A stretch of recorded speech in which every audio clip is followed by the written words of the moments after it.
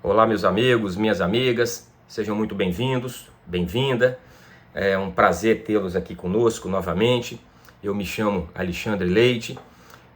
Eu procuro trazer para vocês dentro do nosso canal algumas reflexões acerca da ciência jurídica como um todo. A nossa intenção, ela é uma intenção que se corporifica na situação em que a gente queira somar informações, conhecimentos. A gente não tem a pretensão, eu sempre falo isso, de esgotar uma matéria, mesmo porque o tempo e também não há essa condição para a pessoa humana, né? O esgotamento. Na verdade, nós temos sempre um processo evolutivo nas informações. Então, é interessante que a gente pense em compartilhar algo com vocês para que isso venha agregar, que desperte um senso crítico, que desperte uma vontade até de conhecer maiores desdobramentos. Nós vamos continuar falando um pouquinho da Constituição Federal. Nós estamos aqui no artigo 5º. Nós vamos falar hoje um pouquinho sobre o Tribunal do Júri, algumas concepções em apertada síntese, um pouco do seu arcabouço histórico, até chegar no momento atual. Então, eu vou começar dizendo o seguinte: nós vamos lá para o artigo 5º, o inciso 38, que diz assim: é reconhecida a instituição do júri, com a organização que lhe der a lei, assegurados, a linha A, a plenitude de defesa, o sigilo das votações, a soberania dos veredictos e a competência para o julgamento dos crimes dolosos contra a vida. Antes de adentrar efetivamente no inciso, eu quero fazer uma análise rápida, histórica, acerca dessa instituição milenar chamada Tribunal do Júri. Ela remonta, dentro de uma acepção histórica, ela remonta século V, né? Século V, melhor dizendo, antes de Cristo, surgido lá em Atenas, na Grécia, onde existia a constituição desse tribunal, que eram formados por pessoas comuns, né? Essa é a verdadeira acepção do Tribunal do Júri, pessoas que julgam seus semelhantes, seus pares, ou seja, um cidadão que julga o outro. Essa, na verdade, é a concepção do Tribunal do Júri. Então ele remonta lá no século V antes de Cristo. E a sua essência, efetivamente, ganhando uma certa notoriedade como garantia de uma civilização, ela se deu na Inglaterra, já por volta de 1200, perto da Carta Magna de João Sem Terra, 1215, século XIII, mais ou menos. E aí, na Inglaterra, ele possuía essa constituição de Tribunal do Júri, e ele não se limitava a julgar somente crimes. O Tribunal do Júri também julgavam ações cíveis, ações de pretensões, de indenizações ou coisas do gênero. Olha que coisa interessante. Então, ele não se limitou, como hoje nós conhecemos, que é um tribunal que julga crimes contra a vida. Não, ele julgava inclusive ações de âmbito civil. No Brasil, ele chegou com o nosso príncipe regente, na época, em 1822, Dom Pedro já trouxe essa instituição do Tribunal do Júri para julgar determinados delitos. Na época, inclusive, delitos que compreendiam fatos ofensivos, por exemplo, praticados pela imprensa. Então, os fatos ofensivos praticados pela imprensa, ele submetia ao julgamento pelo Tribunal do Júri, composto aí de 24 cidadãos semelhantes aos que seriam julgados, né? Pessoas, vamos julgar os pares, ou seja, uma pessoa escolhida na sociedade, com uma idoneidade, com uma probidade aflorada, com uma capacidade intelectual, julgava outros cidadãos. Olha que coisa interessante. Daí, com a nossa primeira Constituição, a Constituição de 1824, ele deu seguimento. Então, 1824, Constituição na época outorgada, trouxe o Tribunal do Júri.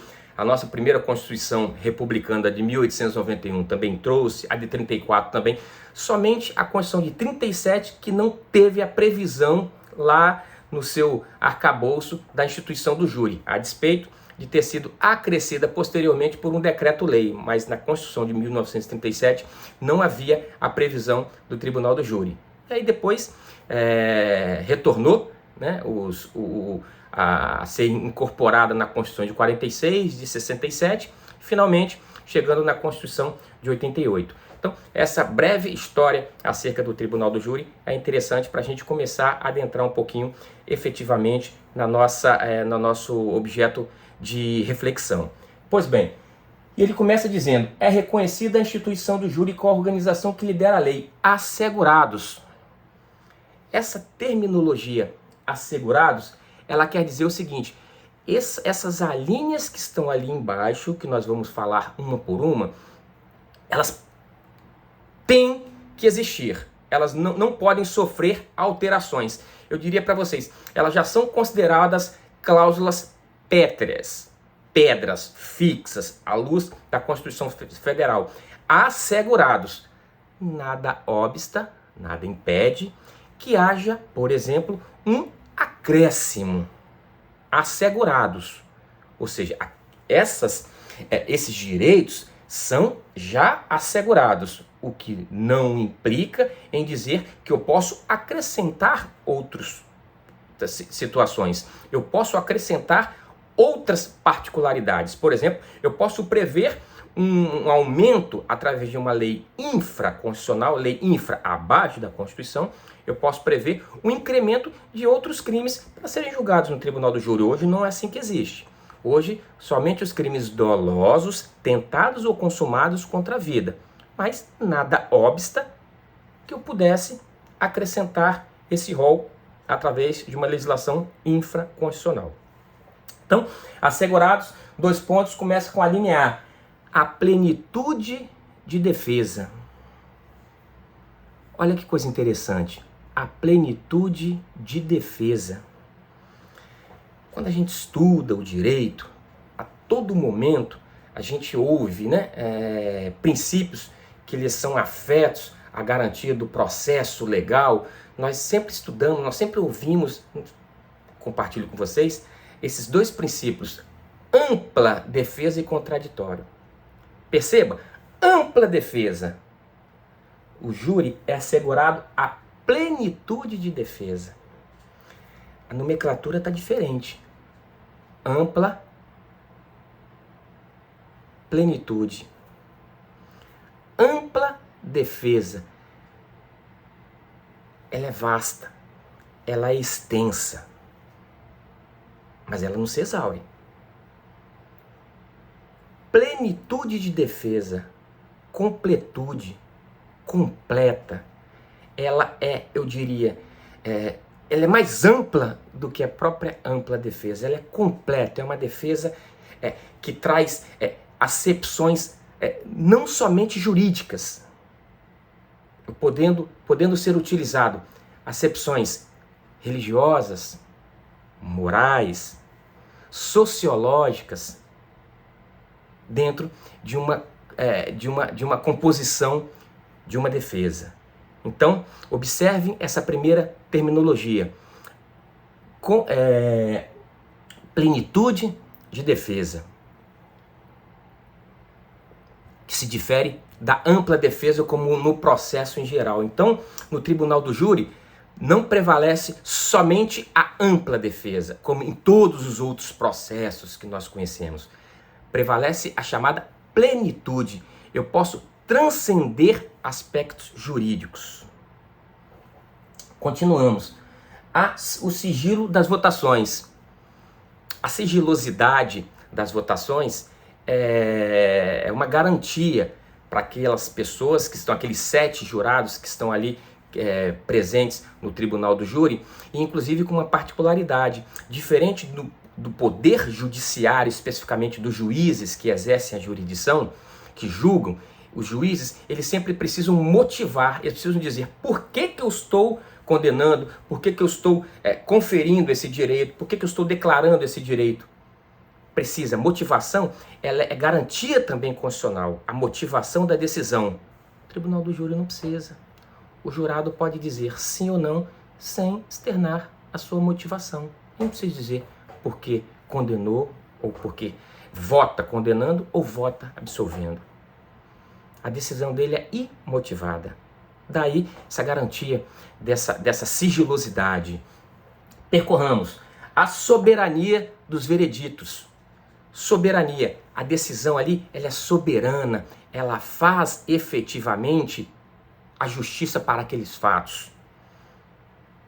Ela é soberana. Ela deverá ser o norte dos fatos que ali foram mencionados, julgados pelos cidadãos que estão ali, que compõem o chamado conselho de sentença. E finalmente ele fala a competência para os crimes, para o julgamento dos crimes dolosos contra a vida. Lá no Código Penal, nós temos o título 1, que fala dos crimes contra a pessoa. E começa lá no artigo 121, com um capítulo dizendo assim, dos crimes contra a vida. Aí começa homicídio, 121, 122, induzimento, instigação, auxílio ao suicídio e automutilação, 123, infanticídio, 124, 125, 126, 127, 128, trata do aborto.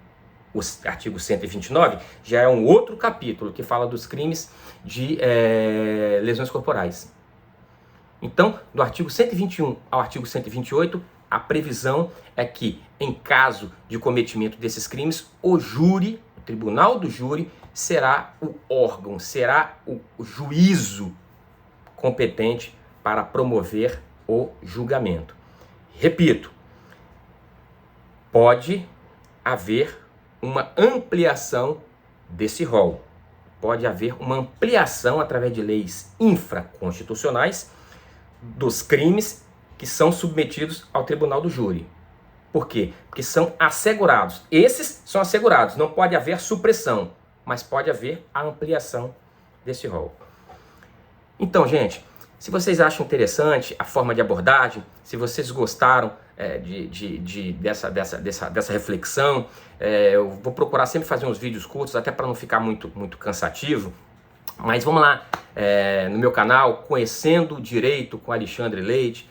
Vai lá, dá um joinha, se inscreva no canal. Aí a gente pode fazer esse canal ganhar uma estrutura e levar um pouco de conhecimento, assim, levar um pouco da experiência que a gente tem de leitura para todos que gostam aí dessas questões jurídicas, ok? Muito obrigado e forte abraço.